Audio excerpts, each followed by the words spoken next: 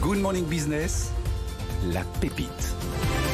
À 6h15, c'est la pépite de Lorraine Goumeau. Bonjour Lorraine. Bonjour Lorraine. Bonjour, ça va. On va parler chouette, Oui. garde de nuit avec Ernesty. On va parler de nuit à deux, mais pas forcément de manière romantique avec vous, Quentin. Vous avez fondé avec votre sœur une société qui permet de mettre en contact, on va encore parler de plateforme, des jeunes étudiants en médecine, ou en tout cas dans le paramédical, avec des familles qui ont besoin d'aide, très simplement, la nuit. À qui vous venez piquer des parts de marché? Qui s'occupe de faire ça, si c'est pas vous? Écoutez, en fait, aujourd'hui, déjà, merci beaucoup de me recevoir. En fait, les nuits, c'est aujourd'hui un créneau manquant lors du maintien à domicile.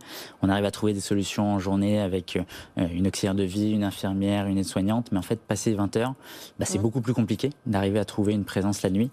Et en fait, c'est bien souvent là que se déclenchent les entrées en maison de retraite, parce qu'en fait, tout simplement, il y a très peu de solutions qui sont économiquement envisageables. Et donc, on arrive à ce moment-là pour justement essayer de mettre en relation donc, ces aidants familiaux qui recherchent une présence de nuit pour leurs proches en perte d'autonomie, avec des étudiants en santé qui sont donc disponibles pour venir toute la nuit, de 20h à 8h, assurer le plus important, une présence humaine rassurante, bienveillante et sécurisante. Vous avez combien d'étudiants sur votre plateforme et comment vous les choisissez, comment vous les recrutez?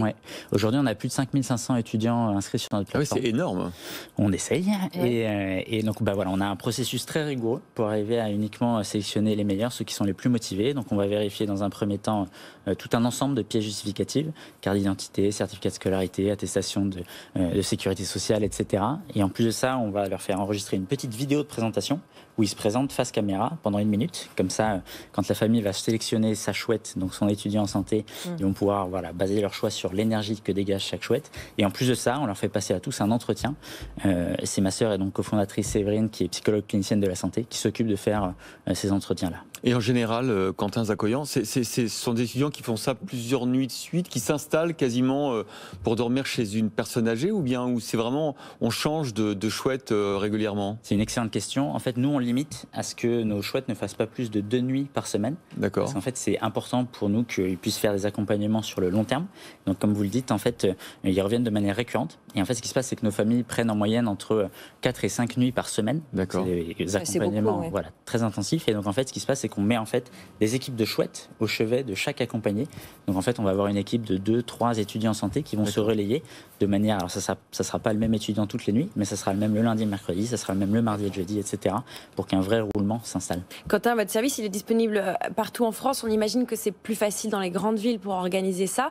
Est-ce que vous arrivez à déployer le service aussi dans des endroits où il y a moins de gens, moins d'étudiants, de couvrir des zones de région moins densément peuplées? Oui, absolument, parce qu'en fait, nous, on a la chance de pouvoir donc s'appuyer sur des étudiants en santé, et en fait, à chaque centre hospitalier, dans chaque centre hospitalier, il y a souvent un institut de formation en soins infirmiers, et donc en fait, les étudiants en soins infirmiers, ça va être un tiers à peu près de notre population d'étudiants, et en fait, dans ces zones un peu plus rurales, ils ont tous une voiture, donc en fait, ça permet d'avoir vraiment une action, même en ruralité, là où il y a parfois un peu moins de services, justement.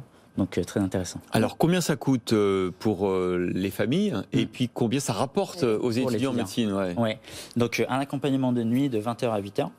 L'étudiant va donc être rémunéré 50 € net. À cela vont s'ajouter 23 € de cotisation sociale, donc prévue par le dispositif du CESU, chèque emploi service universel. Et Ernesty va toucher 15 € TTC de frais de service par nuit. Par nuit. Donc, ça fait un coût total de 88 €. Et en fait, il y a du crédit d'impôt qui permet 50%. Exactement, donc ça réduit en fait à 52 € le coût final pour la famille. Et c'est en moyenne 2 fois moins cher que ce qu'on peut trouver sur le marché, parce qu'en général, on est plus aux alentours de 180 €. Alors le gouvernement, vous savez, a promis qu'à partir de l'an prochain, le crédit d'impôt serait directement versé au fur et à mesure. Ça vous permettra d'afficher un coût net pour tout le monde, sans avoir à faire l'avance de trésorerie. C'est important pour vous. Très important. Clairement, nous, on regarde ça tous les jours pour savoir comment ça avance, parce que c'est clair que quand ça a été fait, je crois que ça a été fait en Suède en 2009, et donc en fait, ça a fait un boom de 30% dans le secteur du service à la personne. Donc en fait, hyper important, parce qu'évidemment, pour nos familles, c'est beaucoup de trésorerie à avancer, parce que la différence entre 88 et 52 €, ça veut dire qu'il faut l'avancer pendant un an. Bien sûr. Donc ça arrive. C'est formidable, vous avez créé cette plateforme en 2017. Est-ce que vous avez eu besoin de beaucoup d'argent pour financer techniquement? Comment se passe votre développement? Est-ce que c'est quasiment pas du bénévolat, mais en tout cas une sorte de mission que vous êtes fixée, ou est-ce que vous avez envie de vous développer en Europe, ailleurs? Ouais. Non, on est assez ambitieux chez Ernesti. Alors effectivement, on a démarré, moi j'ai fini mes études et on s'est directement lancé là-dedans. Donc avec, comme on dit, les moyens du bord au début, vraiment pour essayer de tester le concept, parce que en fait l'idée vient de ma sœur Séverine, qui a accompagné pendant toutes ces années d'études des personnes en perte d'autonomie via l'entremise de notre mère médecin. Ouais. Et donc en fait voilà, l'objectif au début c'était de tester, vérifier que ça ne fonctionnait pas uniquement parce que c'était le médecin et la fille du médecin. Donc vraiment on a testé au début avec pas grand chose, et en fait maintenant voilà, on se structure parce qu'on voit qu'on répond à un vrai besoin sur le marché.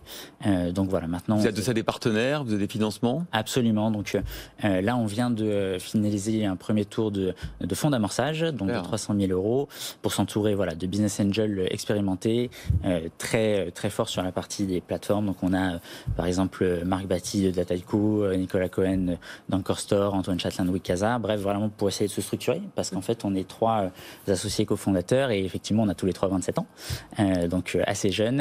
Et en plus de ça, on essaie de créer en plus des partenariats avec des grands groupes de protection sociale comme Malakoff Humanis ou AG2R La Mondiale récemment, pour faire qu'ils arrivent à prendre en charge une partie des coûts de ces gardes de nuit pour nos familles. Génial. Merci Quentin Zakoyan, cofondateur d'Ernesti, et encore merci Lorraine pour cette nouvelle pépite toujours aussi passionnante. Travailler les jeunes étudiants. Comme tous les matins. À demain Lorraine, et à tout à l'heure aussi.